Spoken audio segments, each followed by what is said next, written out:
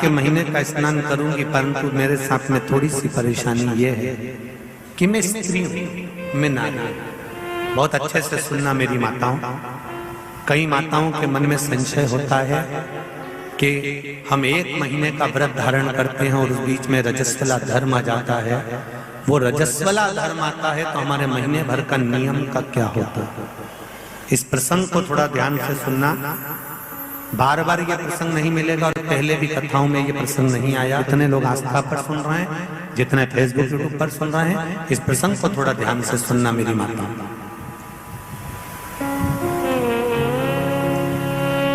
बहू ने अपने ससुर से कहा, पिताजी मैं कार्तिक के महीने के स्नान का नियम तो ले लेती हूँ। मैं कार्तिक के महीने, कोई माताएं कार्तिक के स्नान का नियम लेती हैं, कोई माघ महीने का स्नान का नियम लेती हैं, कोई चैत्र महीने के स्नान का नियम लेती हैं, कोई फागुन का लेती हैं, कोई बैसाख महीने के स्नान का नियम लेती हैं।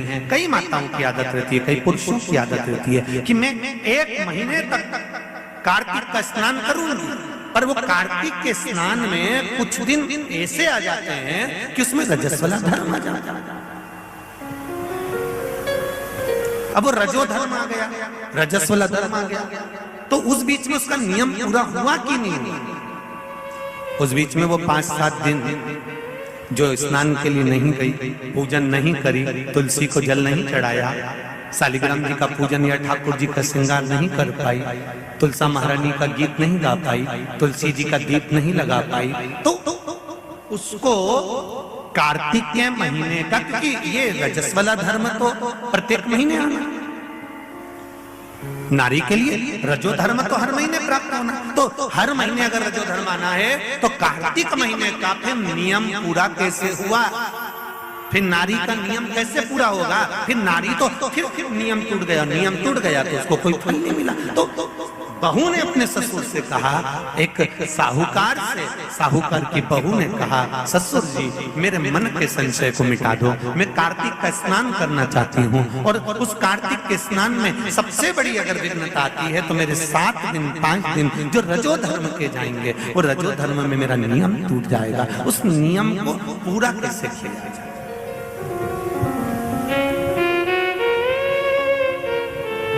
वो नियम पूरा कैसे होगा? कार्तिक के महीने का स्नान करने वाले जरा ध्यान देंगे, चाहे बैसाख का स्नान करें, चाहे माघ का स्नान करें, मेरी माताओं का रजो धर्म 7 दिन 1 महीने के अंदर आ ही जाता, और आया तो वो नियम टूटा। उस नियम को पूर्ण कैसे करा जाए? कहा, साहूकार ने कहा कि बहू मैं इतना विद्वान तो नहीं हूं, ज्ञानी तो नहीं हूं, पर मैं मेरे गुरु से इस बात को स्मरण कर कर आऊंगा। अब बहू को कार्तिक का महीना आ रहा है, कार्तिक के महीने का उसको इंतजार था, वो इंतजार में बैठी है। मात्र कार्तिक आने में 8 दिन बचे। अब देखिएगा जरा, आप में और उस बहू में क्या अंतर है। कार्तिक के महीने आने में 8 दिन बचते हैं तो आप पुताई चालू कर देते हो। बोलो सही है कि गलत है?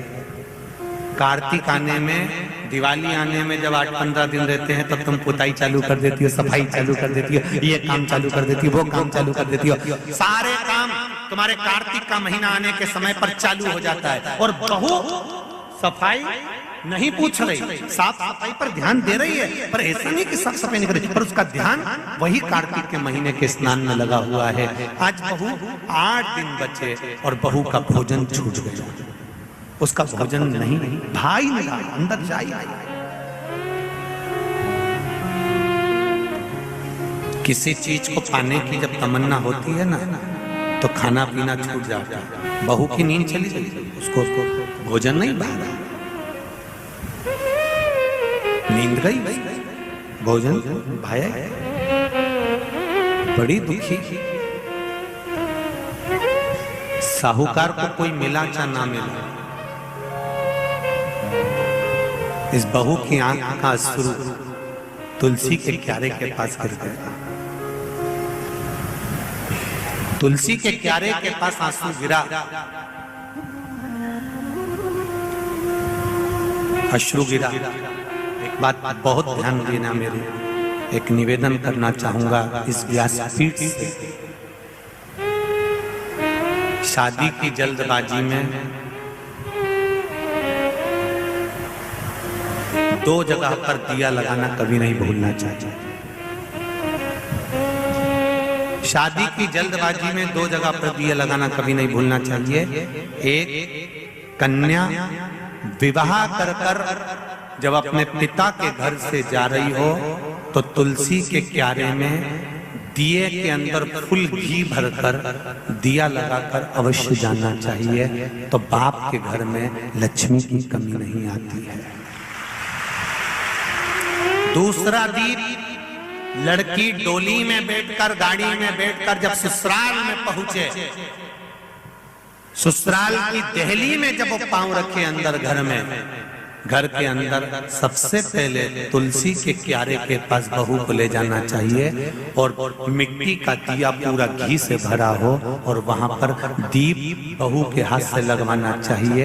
उसका कारण होता है ससुर के घर में कभी संपदा की कमी नहीं आती। ये दो जगह घृत भरे हुए दीप की महत्वता कही गई है। और हम इतने विचित्र हैं कि महिला संगीत के चक्कर में, माता पूजन के चक्कर में, सारे फंक्शन के चक्कर में, मेहंदी और हल्दी के चक्कर में हम जब घर के भगवान को ही भूल जाते हैं तो दिया कौन याद करेगा? बोलो सही है कि गलत है? घर के भगवान को भूल जाते हैं महिला संगीत के चक्कर में। हम थोड़ा सा घर के चक्कर में भगवान को भूल जाते हैं कि हमारे यहाँ मेहंदी हो रही है, हमने भगवान को बिठाया मेहंदी में। हमारे यहाँ हल्दी का कार्यक्रम हो रहा है, भगवान को बिठाया हल्दी के कार्यक्रम। महिला संगीत में भगवान का सोफा लगाया तुमने, एक सिंहासन रखा भगवान का, तुम सब तो बैठे थे, भगवान के लिए भी एक जगह रखो कि भगवान मेरे घर का यहाँ बैठेगा, वो देखेगा, उसको बिठाओ। नहीं, तो हम दिया कहाँ याद रखते, पर नियम बना लो। जितने लोग आस्था चैनल पर कथा सुन रहे हैं, जितने फेसबुक यूट्यूब पर कथा सुन रहे हैं, एक नियम बनाओ कि घर से बेटी ससुराल कर जब विदा हो रही हो तो पहले घृत का भरा हुआ दीप तुलसा महारानी में लगा होना चाहिए, और जब बहू घर में प्रवेश कर रही हो तब माटी के दिए में घी भरा हुआ और वो घृत भरा हुआ दिया तुलसा महारानी को लगना चाहिए। ना बाप के घर में पैसे की कमी होगी, ना ससुर के घर में कमी होगी, संपदा बढ़े। पर दिया कैसा होना चाहिए? उसमें घृत पूर्ण भरा, भले घी झलक रहा चले पर घी खाली नहीं होना चाहिए, घृत की पूर्ण।